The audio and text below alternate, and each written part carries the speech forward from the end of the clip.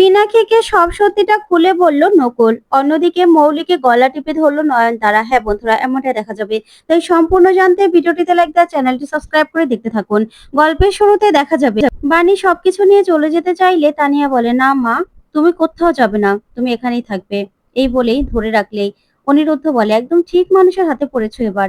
তারপরে বাণী তাকিয়ে থাকে। তখন তানিয়া বলে, মা, তুমি তো তোমার মায়ের একমাত্র প্রিন্সেস, বলো তাহলে তুমি কেন তোমার মাকে ছাড়া থাকবে? তোমার মায়ের জন্য তুমি কত বছর অপেক্ষা করেছো বলো তো? আমি তো আমার মাকে ছাড়া আমি ১ মিনিটও থাকতে পারি না। তাহলে তুমি তোমার মায়ের জন্য কত বছর অপেক্ষা করেছো, কত বছর পরে তোমার মাকে পেয়েছো। এখন যদি তোমার মাকে ছেড়ে তুমি চলে যাও, তাহলে তোমার মা কষ্ট পাবে না? আর তুমিও তো কষ্ট পাবে। আমি তো জানি এখান থেকে চলে গেলে তুমি খুব কষ্ট পাবে। তাই এখান থেকে যাওয়ার কোনো দরকার নেই। যত কষ্টই আসুক না কেন মা, তোমাকে তো তোমার মা, বাবা সবাইকে রক্ষা করতে হবে বলো? প্রিন্সেসদের তো এটাই কর্তব্য। তখন তো এই কথা শুনে বাণী কান্নায় ভেঙে পড়ে, কাঁদতে থাকে আর ঈশানীর বলা কথাগুলোকেই ভাবতে থাকে যে ঈশানী বলেছিল এখান থেকে চলে যেতে। তখন অনিরুদ্ধ বলে, প্রিন্সেস, তুমি কত সহজে এই কথাগুলোকে বলে দিলে বলো তো? ঠিকই তো, তোমার মাকে ছাড়া তো কিছুতেই শান্তি পাবে না তোমার দিদা। তখনই বাণী বলে, কিন্তু মা তো আমাকে চলে যেতে বলেছে। তখন অনিরুদ্ধ বলে, তুমি যদি এখন চলে যাও, তাহলে তো মৌলি আর ঠাম্মি দুজনেই জিতে যাবে। ওরা তো চায় যে রেগে তুমি এখান থেকে চলে যাও। তাহলেই তো ওরা আরো সবার ক্ষতি করতে পারবে। তুমি কি চাও যে তোমার বাবা, মা, দাদুর ক্ষতি করুক ওই ঠাম্মি আর মৌলি মিলে? বলো না, তুমি কি ওদেরকে রক্ষা করতে চাও না ওদের হাত থেকে? তখন বাণী বলে, কিন্তু আমি কি করব, মা তো আমার জন্য কষ্ট পাচ্ছে। আমাকে এখান থেকে চলে যেতে বলেছে মিস্টার চ্যাটার্জি। মা তো কিছু খাচ্ছেও না। কি করব আমি? তখন অনিরুদ্ধ এই কথা শুনে অবাক হয়ে যায়। ওইদিকে পিনাকি বলে, আসলে ঈশানী, গুলিটা না আমার বুকে লিখেছিল, বুকে লেগেছিল। আর আমি এখনো এটা বিশ্বাস করি যে বানি আমাকে গুলিটা করেনি। আর কোর্টে কিন্তু সেটা প্রমাণও হয়ে গেছে। আর কোর্ট রায়ও দিয়েছে যে বানি আমাকে গুলিটা করেনি। বুঝতে পেরেছো? এর মধ্যে না অনেক খটকা আছে ঈশানী। আমি কদিন ধরেই অনেকগুলো খটকা আমার মনের মধ্যে ঘুরপাক খাচ্ছে। আমার মাথার মধ্যে এগুলো সারাক্ষণ ঘুরছে। আমি না কোনো কিছুই মেলাতে পারছি না। তখন এই কথা শুনে ঈশানী বলে, কি বলছো বলো তো তুমি? তখন পিনাকি বলে, হ্যাঁ, যেদিন আমাদের মেয়ে জন্ম হলো সেদিন তো অনেক ঝড় বৃষ্টি হয়েছিল বলো? তখন ঈশানী বলে, হ্যাঁ। তখন পিনাকি বলে, তুমি আমাকে বলেছিলে যে আমরা ওই কেবিনে আসার আগে কেউ একজন কেবিনে ঢুকেছিল, তাই তো? তখন ঈশানী বলে, তখন আমি সদ্য মা হয়েছি। আমার ঝাপসা ঝাপসা এরকমই মনে হয়েছিল যে কেউ মনে হয় কেবিনে ঢুকেছিল। কিন্তু তাতে কি প্রমাণ হয় পিনাকি? তাতে তো আর এগুলো প্রমাণ হয় না। আর তাছাড়া আমাদের মেয়ে তো আমাদের কাছেই ছিল। তখন পিনাকি বলে, দেখো আমি হসপিটালে গিয়েছিলাম। এমনি এমনি কথাগুলো আমি বলছি না। হসপিটালে গিয়েছিলাম, সেখান থেকে আমি খবর নিয়েছি। সেই ডেটে কোনো মরা বাচ্চা হয়নি ঈশানী। তখন ঈশানী বলে, কি বলছো তুমি? তখন পিনাকি বলে, হ্যাঁ। তাহলে দাদার আর বৌদির মরা বাচ্চা কি করে হলো বলো? তখন ঈশানী বলে, কি বলছো? আচ্ছা, এমনও তো হতে পারে যে সেটা এখানে ভুল উঠেছে।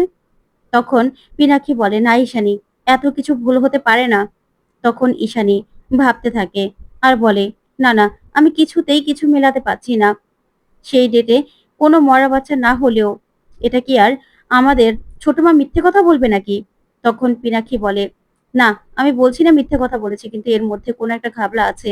তখন ঈশানী বলে, সেই জন্য বাণী তো আর আমার মেয়ে হয়ে যেতে পারে না। আমি কোনোদিনও বাণীকে আমার মেয়ে হিসেবে মানিনি, আর কোনোদিনও বাণীকে আমার মেয়ে হিসেবে আমি মানবো না। তখন পিনাকি হাত জোর করে ঈশানীর কাছে চুপ করতে বলে। তখন ঈশানী চুপ হয়ে যায় আর কিছু একটা ভাবতে থাকে। ওদিকে দেখা যাবে বাণী কষ্ট পাচ্ছে। তখন অনিরুদ্ধ বলে, বাণী, তুমি কষ্ট পেও না, তুমি চিন্তা করো না, দেখবে মাসিমণি কালকে ঠিক খাবে। তখন বাণী বলে, আপনি কি করে বলছেন? তখন অনিরুদ্ধ বলে, হ্যাঁ, তুমি না কালকে খুব ভালো করে রান্না করবে, দেখবে মাসিমণি ঠিক খাবে, তুমি চিন্তা করো না। তখনই বাণী মনে মনে বলে, মিস্টার চ্যাটার্জি, আপনাকে আমি বিশ্বাস করি। আপনি যখন বলেছেন মা নিশ্চয়ই তাহলে কালকে খাবে, আমি জানি আপনি কখনো ভুল কথা বলতে পারেন না। তারপর দেখা যাবে বাণী, অনিরুদ্ধ আর তানিয়া সে তাঁবুর মধ্যে শুয়ে পড়ে। ওইদিকে তানিয়া নিজের কি পছন্দ, তারপরে ওর দিদুনের কি পছন্দ, সে সবকিছু বলতে থাকে। তখন বাণী বলে, ওরে দুষ্টু মেয়ে, ঠিক আছে, এবার চুপ করে ঘুমিয়ে পড়ো তো, না হলে কিন্তু। ওইদিকে বিড়ালটা বসে আছে। তখন অনিরুদ্ধ বলে, না, আমাদের প্রিন্সেস খুব লক্ষ্মী, এখনই ঘুমিয়ে যাবে। তখনই তানিয়া সত্যি সত্যি ঘুমিয়ে পড়ে।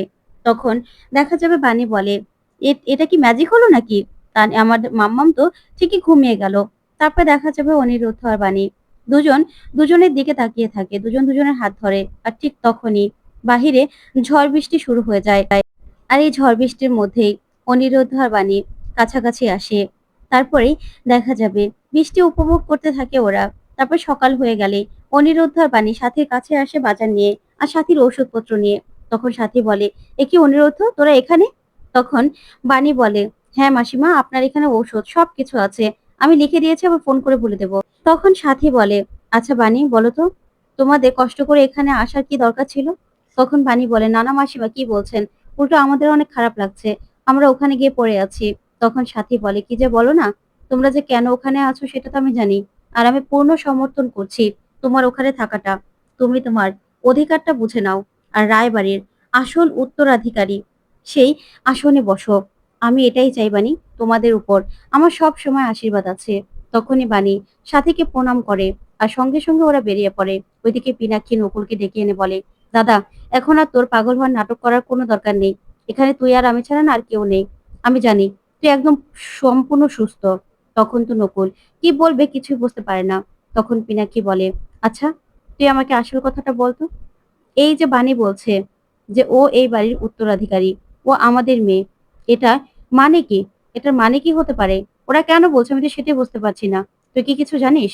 বল না, অনেকগুলো খটকা আছে। তখনই নকুল পিনাক্ষীকে বলে, আসলে পিনাক্ষী, বাণী আর অনিরুদ্ধ যা বলছে এগুলো একদম সত্যি কথা। বাণী আসলেই তোর আর ঈশানীর মেয়ে। যা শুনে পিনাক্ষী চমকে যায়। তখনই নকুল বলে, হ্যাঁ, আর মৌলি হলো আমার আর নমিতার মেয়ে। তখন পিনাক্ষী বলে, এটা কি করে সম্ভব? আমি তো সেটাই বুঝতে পারছি না দাদা, এটা কি করে হলো? তখন নকুল বলে, হ্যাঁ এটাই হয়েছে। তখনই পিনাক্ষী বলে, কিন্তু এই যে তুই বলছিস বাণী আমার মেয়ে, এটা কোনো প্রমাণ কি তোর কাছে আছে? তখন নকুল বলে, প্রমাণ তো তোর হাতেই আছে, তুই একটু খুঁজে দেখ না। এই বলে সেখান থেকে নকুল চলে গেলি।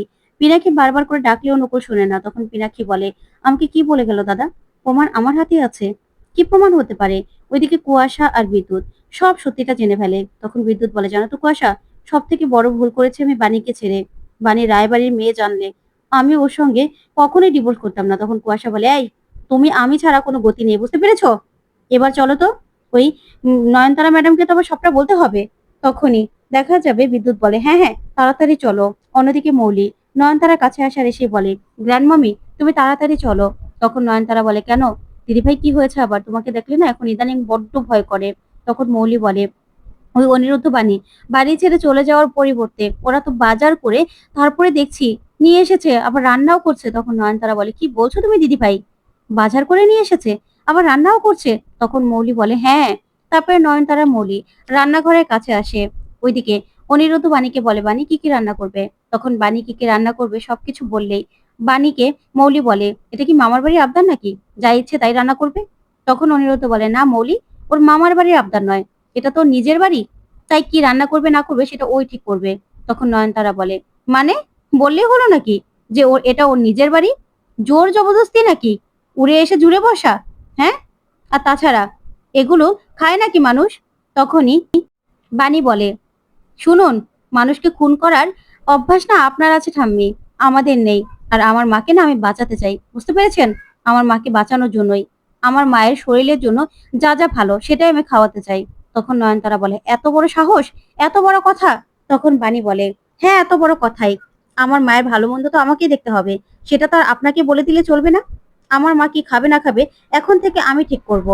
তখনই অনিরুদ্ধ বলে, ঠাম্মি আপনিও খান, আপনার ওই বয়সে না তেল ঝাল এগুলো খাওয়া একদম নিষেধ। তখন নয়নতারা প্রচন্ড রেগে যায় বাণীর কথা শুনে। তখন বাণী বলে, হ্যাঁ, আমার মা, বাবা আর দাদুকে রক্ষা করার দায়িত্ব তো আমার ঠাম্মি, এতদিন তো অনেক ছুরি ঘুরিয়েছেন। তখনই নয়নতারা এ কথা শুনে মৌলির উপর রেগে যায়, মৌলির গলা টিপে ধরে আর বলে, দিদি ভাই বলো, বাণী এত জোর দিয়ে এই কথাগুলো কেন বলছে? কি করে বলছে বলো, তুমি আমাকে বলো। তখন মৌলি বলে, আমি জানি না গ্র্যান্ড মমি, আমি জানি না। ওইদিকে নয়নতারা ঠেসে গলা চেপে ধরে মৌলির আর বলে, একদম শেষ করে দেবো তোমাকে। তখনই অনিরুদ্ধ বাণীকে বলে, দেখেছো কাণ্ড, কি অবস্থা? তখন বাণী বলে, সেটা তো বুঝলাম মিস্টার চ্যাটার্জি, কিন্তু মাকে মাকে কি করে খাওয়াবো? তখন অনিরুদ্ধ বলে, আছে তো, আসলের থেকে সুদের দাম বেশি। তখনই সেখানে তানিয়া চলে আসার সেই বলে, দিদি ভাই, দিদি ভাই। তখন তো অনিরুদ্ধ তানিয়ার দিকে তাকিয়ে হাসতে থাকে। তারপরে অনিরুদ্ধ আর বাণী মিলে তানিয়াকে ঈশানীর ঘরের সামনে নিয়ে যায়। তখনই তানিয়া দিদিভাই দিদিভাই বলে চিৎকার করে রাখতে থাকে। ওইদিকে ঈশানী কিছুতে দরজা খুলছে না। তখন মৌলি আর নয়নতারা দাঁড়িয়ে দাঁড়িয়ে দেখতে থাকে। তারপরেই দেখা যাবে তানিয়া বলে, দিদিভাই তুমি কি আমার কথা শুনতে পাচ্ছ না? তারপর তানিয়া বলে, মা দিদিভাই কি আমার কথা শুনছে না? তখন বাণী বলে, না, তোমার দিদিভাই তো আমাদের উপর রাগ করেছে। আসলে আমি তো বড় পাপ করেছি, তাই তোমার দিদিভাই আমাদের সঙ্গে বলেছে আর কথা বলবে না। তখনই তানিয়া বলে, মা তোমার কি মন খারাপ হয়েছে দিদিভাই এই কথাগুলো বলেছে বলে? তুমি কিন্তু একদম মন খারাপ করো না, কারণ দিদিভাই রাগ করে বলেছে। মারা না এরকম সন্তানের সঙ্গে এরকম রাগ করে কথা বলে। তোমার মনে নেই আমি একবার ফুলের টব ভেঙে ফেলেছিলাম বলে তুমি আমাকে বলেছিলে যে তুমি আমাকে ছেড়ে জঙ্গলে চলে যাবে? তুমি কি গিয়েছিলে? তখন বাণী বলে, তাই তো মাম্মা, আমি তো এটা চিন্তা করিনি। তখনই তানিয়া বলে, তাহলে তুমি একদম ভেবো না, দিদিভাইও না তোমার উপর আর রাগ করে থাকতে পারবে না। তারপরে দেখা যাবে ঈশানীকে বারবার ডাকতে থাকে, কিন্তু ঈশানী কোনো সাড়াই দেয় না। ওদিকে নয়নতারা বলে, দেখো নিজেরা পারেনি, এখন আবার দেড় ব্যাটারিকে নিয়ে এসেছে। তখন এই বলে মৌলি আর নয়নতারা হাসতে থাকে। ওইদিকে অনিরুদ্ধ বলে, ম্যাডাম বলে ডাকো তো প্রিন্সেস। তখনই দেখা যাবে তানিয়া ম্যাডাম বলে ডাকলেই ঈশানী রেগে বেরিয়ে আসে আর বলে, এসব কি কথা? হ্যাঁ, এইটুকু একটা মেয়েকে বানি তুমি এসব কথাবার্তা শিখাচ্ছ?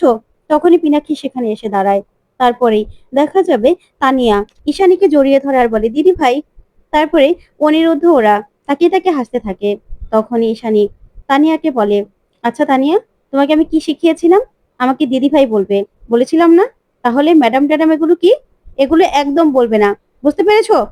এগুলো বাচ্চাদের কেউ শিখিয়ে দেয় নাকি?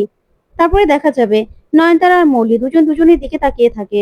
তখনই দেখা যাবে বাড়ি বলে, কি করব, আমি এরকমই পাপ করেছি যে আমার নিজের মা আমার নিজের দিকে তাকাতে পারছে না। তখনই অনিরুদ্ধ বাণীকে বলে, দেখেছো, বলেছিলাম না যে আসলের থেকে সুদের দাম বেশি, আমাদের মেয়েই পারবে মাসিমণিকে খাওয়াতে। তারপরেই দেখা যাবে তানিয়া বলে, আচ্ছা দিদিভাই, তুমি নাকি খাবার খাচ্ছ না শুনছি, কেন? আমার মায়ের সঙ্গে রাগ করে? কেন? কেন দিদিভাই তুমি খাবে না কেন? তখন বাণী বলে, আসলে তোমার মা তো খুব খারাপ, তাই তোমার দিদিভাই তোমার মায়ের উপর খুব রাগ করেছে, সেজন্যই খাবে না। তখন তানিয়া বলে, দিদিভাই তুমি খাবার খেয়ে নাও না, চলো না, খাবার খেয়ে নেবে, খাবার না খেলে যে তোমার শরীর খারাপ করবে। তখনই ঈশানী তানিয়াকে নিয়ে ভিতরে চলে যায়। ওইদিকে মৌলি আর নয়নতারা হা করে তাকিয়ে থাকে। তখন নয়নতারা বলে, দেখেছো, ঈশানীর সঙ্গে ঠিক বাচ্চাটা ভিতরে ঢুকে গেল। ওইদিকে বাণী বলে, আচ্ছা মিস্টার চ্যাটার্জি, মামাম তো গেল, ওকে খাওয়াতে পারবে মাকে? তখন অন্যরা বলে, আলবাত পারবে। তো বন্ধুরা, কেমন লাগলো আজকের আপডেট? কমেন্ট